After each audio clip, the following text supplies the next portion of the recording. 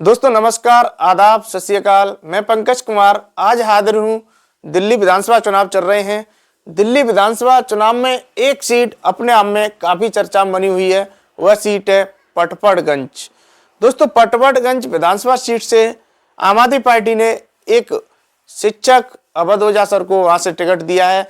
वहीं यदि बात करें अन्य दल की तो कांग्रेस यहाँ से अनिल चौधरी को मैदान में उतारा है। वहीं बीजेपी के वर्तमान प्रदेश अध्यक्ष के नाम यहां पर चर्चा में चल रहे हैं। दोस्तों यह अपने आप में इस विधानसभा सीट का एक रिकॉर्ड रहा है कि इस विधानसभा से जिस पार्टी का प्रत्याशी चुनाव जीतकर विधानसभा में पहुंचता है वही पार्टी दिल्ली के सत्ता पर अपना कब्जा जमा लेती है।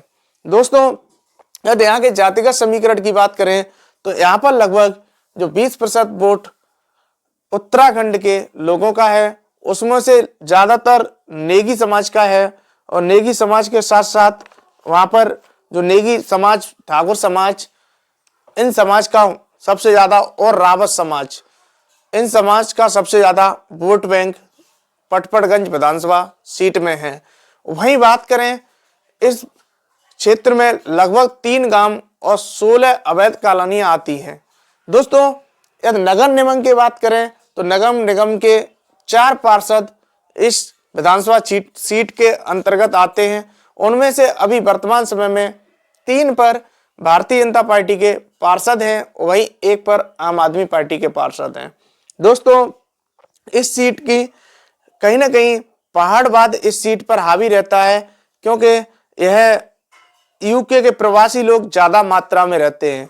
उत्तराखंड के जो प्रवासी लोग हैं वो अधिक मात्रा में रहते हैं, इसलिए इस सीट को पहाड़वाद हावी वाली सीट भी बोला जाता है।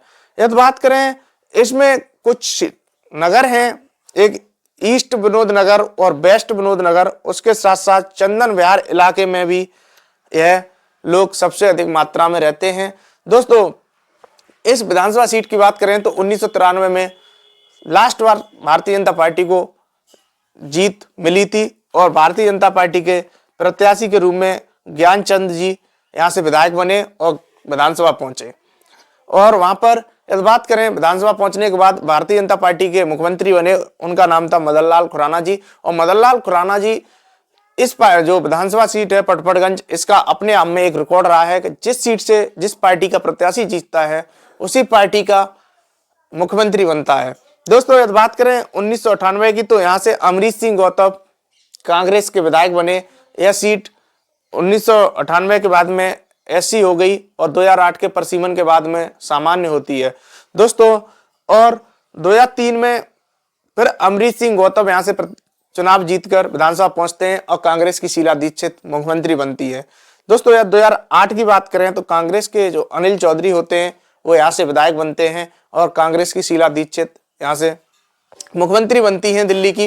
दोस्तों इसका अपने आप में इस विधानसभा सीट का यह रिकॉर्ड रहा है कि जो भी इस विधानसभा से चुनाव जीतेगा उसी पार्टी का मुख्यमंत्री बनेगा। दोस्तों यदि बात करें इस सीट पर बीजेपी को काफी लंबा डिस्टेंस देखने को मिला है, क्योंकि 1993 में आखिरी बार भारतीय जनता पार्टी यहाँ से चुनाव जीती। उसके बाद 2013 के बाद यह सीट आम आदमी पार्टी के कब्जा में रही। आम आदमी पार्टी के और शिक्षा के जनक या शिक्षा क्रांति के जनक कहे जाने वाले जो मनीष सिसोदिया जी हैं, पार्टी के दूसरे नंबर के नेता भी कहे जाते हैं, वही यहाँ से 2013 में विधायक बने और विधायक बनने के बाद 2015 के चुनाव में भी विधायक बनते हैं और 2020 के चुनाव में वही विधायक बनते हैं। यदि बात करें वर्तमान समय की तो वर्तमान समय में आम आदमी पार्टी ने अवध ओझा को, जो अवध ओझा सर हैं, उन्हें प्रत्याशी बनाया है। वहीं कांग्रेस ने अनिल चौधरी को प्रत्याशी बनाया है। दोस्तों बीजेपी के जो वर्तमान प्रदेश अध्यक्ष हैं, बीजेपी उन्हें चुनाव में उतारने की पूरी तैयारी में है। अभी कोई फिलहाल कुछ भी नहीं कह सकते, ये तो पार्टी का जो भी निर्णय होगा अपनी उस पार्टी का होगा। यदि बात करें जो मनीष सिसोदिया जी हैं, उन्हें वर्तमान में जंगपुरा से प्रत्याशी बना दिया गया है। दोस्तों जंगपुरा से प्रत्याशी बनाने का उनका जो भी निर्णय उनकी पार्टी का होगा, मगर जो भारतीय जनता पार्टी विपक्ष की पार्टी है वह कहीं ना कहीं पोस्टर वार करके उन्हें अपना जवाब पेश कर रही है। वो कह रही है कि मनीष सिसोदिया पिछले चुनाव में यदि बात करें 2020 के में, तो 10 राउंड तक बीजेपी के जो प्रत्याशी थे रविंद्र सिंह नेगी वह आगे चलते रहे। दोस्तों वह उत्तराखंड के ठाकुर समुदाय से आते हैं और जाति फैक्टर का गुणा भाग करके बीजेपी ने उन्हें वहां से प्रत्याशी बनाया था। दोस्तों 10वें राउंड तक मनीष सिसोदिया कहीं ना कहीं पिछड़ रहे थे। उसके बाद में 11वें राउंड की जब वोटिंग प्रारंभ होती है, 11वें राउंड की वोटिंग होती है, तो वहां पर दोस्तों मनीष सिसोदिया लगभग 3200 वोटों से चुनाव जीत जाते हैं। दोस्तों यदि बात करें इस विधानसभा क्षेत्र की, तो इस विधानसभा क्षेत्र में 25% कहीं ना कहीं पूर्वांचली जो कम्युनिटी है उसका भी वोट बैंक है, वह भी अपना एक अच्छा खासा यहाँ वोट बैंक रखते हैं। वहीं चुनाव के कहीं ना कहीं बात करें तो वो भी चुनाव के नतीजे पलट सकते हैं। चुनाव के नतीजे पलटने का जो एकमात्र श्रेय जाता है या तो पहाड़वाद को जाता है या फिर पूर्वांचली जो कम्युनिटी है उसे जाता है। 1993 में जहाँ आखिरी बार बीजेपी चुनाव जीतती है और यहाँ पर कांग्रेस का कहीं ना कहीं दबदबा माना जाता है, क्योंकि 1998 से लेकर लगातार 2013 तक यहाँ से कांग्रेस का कोई ना कोई प्रत्याशी चुनाव जीतकर विधानसभा पहुंचता रहा है और कांग्रेस की लगभग 3 बार सरकार रहती है।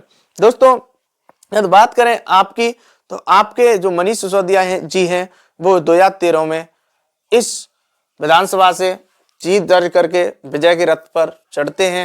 यदि अभी 2025 के विधानसभा चुनाव हैं, कम ही समय बचा है। यदि इस विधानसभा चुनाव की बात करें तो यह सीट कहीं ना कहीं अवध ओझा सर के लिए भी एक कांटों के ताज से कम नहीं होगी। एक तरीका से ये उनके लिए कांटों का ताज है, क्योंकि जो कांग्रेस के दिग्गज प्रत्याशी अनिल चौधरी वो भी एक विधायक रह चुके हैं यहाँ पर। मैं तो न दिग्गज बोल सकता, क्योंकि उनका अपने आप में इस विधानसभा सीट से कहीं ना कहीं लोगों से जुड़ाव है।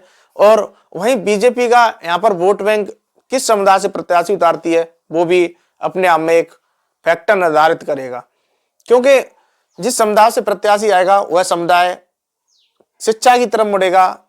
क्योंकि जो आम आदमी पार्टी है वो कहीं ना कहीं शिक्षा की बात कर रही है, चुनाव के अपने जो वादे कर रही है उन वादों में शिक्षा पर प्रभाव डालने की बात कर रही है कि हमने किया है और हम करेंगे। मगर जो कांग्रेस पार्टी है, कांग्रेस पार्टी को भी लगभग 3 बार से यहाँ से प्रवास झेलना पड़ रहा है। लगातार 3 बार सत्ता में रहती है। शीला दीक्षित जी यहाँ से मुख्यमंत्री बनती है लगातार कांग्रेस की। वहीं अरविंद जो केजरीवाल जी हैं वह आम आदमी पार्टी के संयोजक हैं और उन्होंने नई दिल्ली से चुनाव लड़ने का अपने आप में ऐलान भी कर दिया है। वर्तमान समय में आम आदमी पार्टी के 3 बार मुख्यमंत्री अरविंद केजरीवाल जी रहते हैं। उसके बाद में अभी 80 जी को वहां से मुख्यमंत्री बना दिया गया है।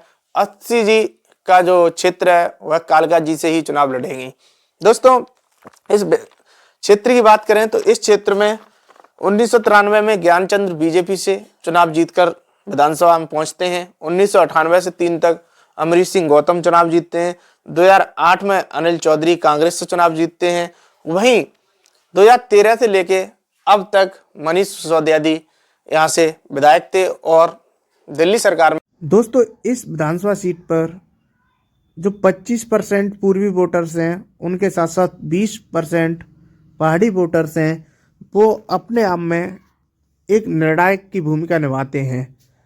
यदि बात करें आम आदमी पार्टी ने अपना प्रत्याशी अवध ओझा सर को बनाया है, वहीं कांग्रेस ने अनिल चौधरी को बनाया है, वहीं बीजेपी अपने वर्तमान प्रदेश अध्यक्ष को प्रत्याशी बनाने के कहीं ना कहीं उनका नाम चर्चे में चल रहा है।